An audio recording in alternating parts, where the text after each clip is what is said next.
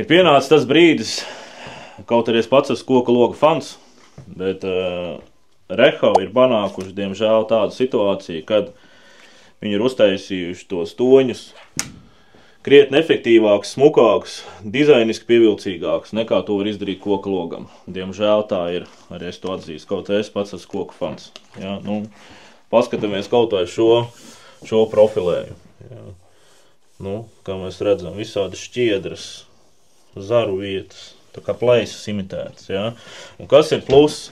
Viņš saulē neizbalēs nekad tik ātri. Ja. No kondensāta, ja kondensāts apakšā neveidosies pleķi, nenāks lakanost. Ja. Mušas, kur mums parasti kaut ko mēdz uzdirst, ja. Varēs viegli notīrīt. Koka logam tas viss ir daudz sarežģītāk. Ja. Un vēl kas ir koka logas, arī ļoti daudz celtnieku sabeidz, diemžēl, būvniecības laikā, ja, kas plasmasas logam ir atkal plus, ka to ir krietni grūtāk izdarīt, ja, tas krietni retāk notiek, tā kā, jā. Diemžēl, plasmas ir aizgājis kokam pa priekšu, lai arī kā to negribās teikt, bet tā viņš ir. Tā viņš ir.